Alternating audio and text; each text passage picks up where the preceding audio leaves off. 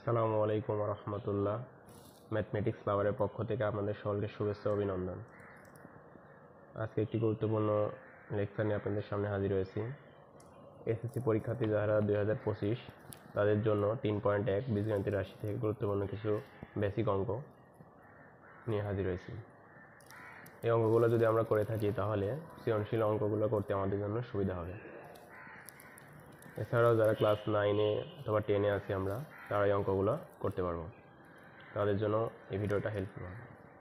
প্রথমে আমরা দেখি 5 নম্বর যে অঙ্কটা, x-1/x = 4 হলে প্রমাণ করো যে x⁴ প্লাস 1/x⁴ = 322।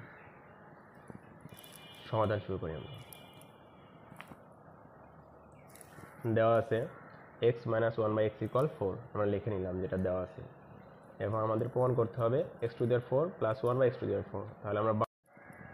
তাহলে আমরা বাম পক্ষ এটা আমাকে লিখে নিলাম ফার্স্টে x⁴ প্লাস 1/x⁴। আচ্ছা, এটাকে আমরা ভেঙে নিলাম x² তারপর whole to the power square 1/x² whole to the power square করে নিলাম। তাহলে আমরা x⁴ পাবো, 1/x⁴ পাবো। আচ্ছা, এখন এটা আমরা সূত্র করব।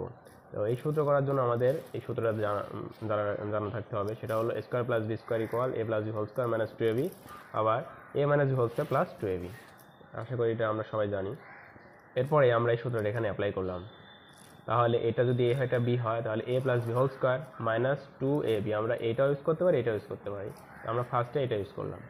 আচ্ছা, এখন আবার এই ভিতরে যেটা দেওয়া আছে এইটা আমরা কোনটা ইউজ করব? প্রথমটা ইউজ করব না দ্বিতীয়টা? যেহেতু আমাকে দেওয়া আছে x - 1/x, তাহলে আমরা অবশ্যই দ্বিতীয়টা a - b সূত্র অ্যাপ্লাই করব। তাহলে a² + b² এই ভিতরেটা, এটা আমরা বের করলাম a - b² + 2ab, আর এই যে আমাদের স্কোয়ার ছিল সেই স্কোয়ারটা আমরা উপরে হোল স্কোয়ার দিয়ে দিলাম, আর x² 1/x² কেটে গেল, -2 দিয়ে দিলাম। এখন x - 1/x এর মান কত? 4। এটা আমরা বসাবো। তাহলে 4 এর উপর স্কোয়ার প্লাস 2, আর এখানে একইভাবে x আর x কেটে গেল, তার উপর হোল স্কোয়ার দিয়ে দিলাম, -2। তাহলে 4 × 4 = 16 আর 2 অর্থাৎ 18। 18 উপর স্কোয়ার করলাম, -2। একইভাবে এখানে -2 রেখে দিলাম। তাহলে 18 উপর যদি স্কোয়ার করি আমরা, তাহলে 324 হয়, -2। এরপর এটা বিয়োগ করে দিলাম, অর্থাৎ 322, অর্থাৎ 322। এটা আমাদের ডান পক্ষ, এটা আমাকে প্রমাণ করতে বলছে। অর্থাৎ আমাকে এখানে প্রশ্ন বলে দিয়েছে তো এইটার সমান যদি এটা হয় তাহলে এটা প্রমাণ করতে হবে।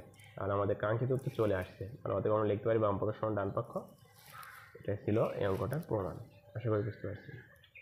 এরপরে 6 নম্বর,